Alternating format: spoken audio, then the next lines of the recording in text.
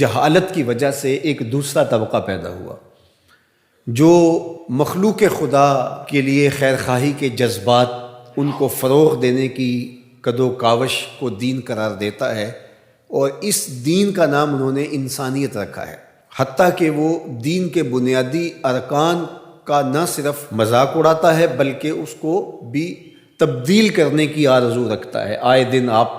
ایسے لوگوں کی طرف سے جو آرٹیکلز چھپتے ہیں، مضامین چھپتے ہیں مختلف رسائل میں، جرائد میں، اخبارات میں، اور مختلف ہمارے میڈیا کے اوپر جو ٹاکس ہوتی ہیں ان کے اوپر آپ دیکھتے ہیں کہ وہ حج کا کہہ رہے ہوتے ہیں کہ اتنا پیسہ حج پہ لگ رہا ہے، تو یہ پیسہ اگر غریبوں میں بانٹ دیا جائے تو کتنا بھلا ہو جائے غریبوں کا۔ اس طرح جو قربانی پہ اتنا پیسہ لگتا ہے تو یہ قربانی کے پیسے اگر غریبوں میں بانٹ دی جائے تو کتنوں کے گھر بس جائیں گے، کتنی غریب بچیاں جو ہیں ان کی شادیاں ہو جائیں گی۔ اس طرح نماز کے بارے میں وہ کہتے ہیں کہ نماز میں جتنا وقت لگتا ہے یہ ایک مشق ہے، تو یہی وقت انسانی خدمت کے لیے صرف کیا جائے تو یہ کتنا اچھا ہو۔ تو حتیٰ کہ وہ ایک نیا انسانیت کے نام سے دین لے آئے، اور اس میں وہ ان عبادات کو اور دین کی ان چیزوں کو انہوں نے خارج کر دیا، اور دوسری جانب کچھ لوگوں نے چند عبادات کو دین سمجھ لیا اور باقی جو چیزیں ہیں ان کو ترک کر دیا۔ قرآن مجید میں مذمت کی کہ فویل للمصلین الذین هم عن صلاتهم ساہون الذین هم یراؤون ویمنعون الماعون۔ ان نمازیوں کی مذمت کی گئی کہ جو سجدے پہ سجدہ تو کرتے ہیں، تکبیر اولیٰ بھی قضا نہیں ہونے دیتے، پہلی صف میں بھی کھڑے ہوتے ہیں، لیکن ان سے عاریتاً کوئی چیز مانگ لو تو نہیں دیتے۔ الماعون کی شرح کے اندر علماء نے لکھا ہے یہ وہ چیزیں ہیں جو عمومی طور پہ ہمسایوں کو، رشتہ داروں کو اور ملنے والوں کو عاریتاً یا ہبتاً دے دی جاتی ہیں۔ جس طرح آج کے دور کے اندر کسی کو وائپر دے دیں،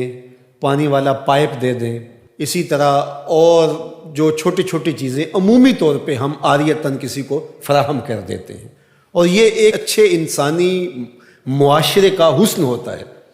لیکن ان لوگوں کی مذمت کرتے ہوئے کہا گیا کہ ان کا رویہ دیکھیے، ان کا طرز زندگی دیکھیے کہ یہ جو عاریتاً چیزیں عمومی طور پہ لوگوں کو ہم دے دیتے ہیں جس سے کوئی فرق بھی نہیں پڑتا، لیکن یہ اس قدر بخیل الفطرت لوگ ہیں کہ اگر کوئی ان سے نمک مانگنے جائے، کوئی برف مانگنے جائے، کوئی ان سے پائپ مانگنے جائے، وائپر طلب کرنے جائے تو یہ نہیں دیں گے، اور دوسری جانب ان کا رویہ یہ بتایا کہ وہ تکبیر اولیٰ قضا نہیں ہونے دیں گے، وہ نماز کی پہلی صف میں آپ کو کھڑے نظر آئیں گے۔ تو اس لیے کہا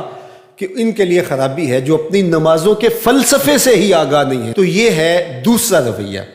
تو ایک وہ رویہ کہ انسانیت کو ایک مذہب قرار دے کر کے فرائض اور واجبات کی نفی کی جائے، حج کا مذاق اڑایا جائے، زکوٰۃ کا مذاق اڑایا جائے،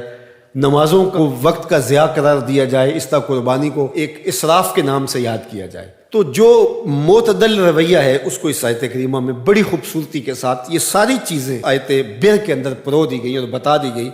کہ یہ ایک مکمل نصاب زندگی ہے، یہ ایک فل پیکج ہے جو اسلام نے ہمیں دیا ہے، جو عبادات کے اندر، اعتقادات کے اندر، رویوں کے اندر، طرز زندگی کے اندر، انداز معاشرت کے اندر، سب میں کمال مرتبے پہ فائز المرام ہے۔ یہ سچے لوگ